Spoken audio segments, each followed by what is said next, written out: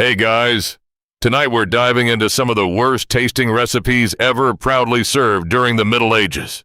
So before you get comfortable, take a moment, like the video, and subscribe, but only if you genuinely enjoy what I do here. And let me know in the comments where you're tuning in from and what time it is for you. It's always fascinating to see who's joining us from around the world. Now, dim the lights. Maybe turn on a fan for that soft background hum, and let's ease into tonight's journey together. If you happen to receive an invitation to a royal banquet in medieval England, you might imagine glittering silver plates loaded with roasted swans, fragrant pastries, and beautifully carved venison. Instead, one of the evening's greatest delicacies might arrive looking as though the castle chef had wandered down to the river, lost a bet, and decided to bake the loser into a pie. Meet the lamprey. Calling it a fish is technically correct, but only in the same way that calling a hurricane a bit windy is technically correct. The lamprey is a long, eel-like creature with no jaws and a perfectly round mouth lined with rows of tiny teeth. It has spent hundreds of millions of years refusing to become more visually appealing. Evolution looked at it several times and apparently concluded good enough to modernize. It resembles something designed by a sleep-deprived blacksmith after eating questionable mushrooms. To medieval nobles, however, it was luxury. Lampreys were especially prized in the rivers of England and northern France. They were difficult to catch, seasonal and expensive enough that serving them instantly announced your wealth. If you could place a lamprey pie before your guests, you weren't simply offering dinner. You were politely informing everyone that your bank account was healthier than theirs. Kings adored them. Bishops requested them.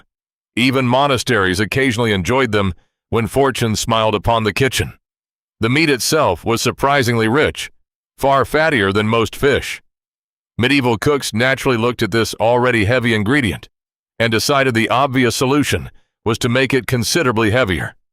After cleaning the lamprey, they simmered the meat in red wine with vinegar, cinnamon, cloves, ginger, pepper, onions, raisins, and other expensive spices before sealing everything inside a thick pastry crust. The finished pie looked magnificent. It also contained enough richness to make butter quietly wonder if perhaps things had gone a little too far. And then there was the blood. Rather than discarding it, many recipes mixed the lamprey blood into the sauce to create a deeper color and richer flavor. Modern television cooking competitions often celebrate using every part of the animal. Medieval cooks heard that philosophy centuries early and interpreted it with remarkable enthusiasm. The lamprey's most famous admirer was King Henry I. According to medieval chroniclers, his physicians repeatedly warned him not to eat so many lampreys, whether they feared indigestion, food poisoning, or simply wanted their king to survive another winter. We cannot say for certain. Henry, however, seems to have treated medical advice the way many people treat the terms and conditions before installing software. He ignored it.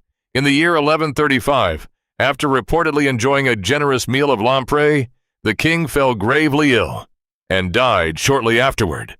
Today, historians are careful not to blame the pie entirely.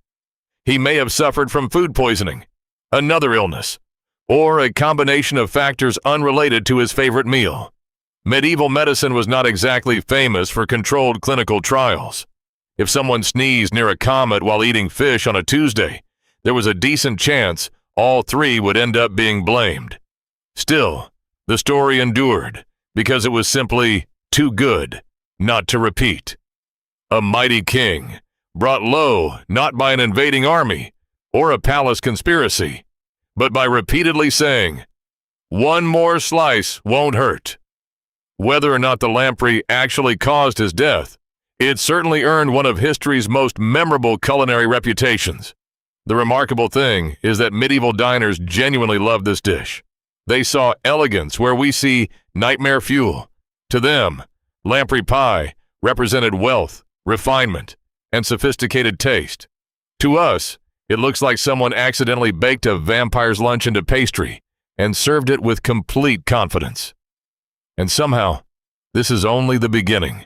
By the end of tonight's feast, you may find yourself looking at plain boiled vegetables with a newfound sense of gratitude. After surviving a royal helping of lamprey pie, you might reasonably assume medieval cuisine would begin to improve. Instead, it somehow became more confusing. One of the strangest beliefs to circulate through medieval Europe involved a bird called the barnacle goose. The mystery was simple enough. Every autumn, great flocks of these geese appeared in Britain and Ireland. Yet, nobody had ever seen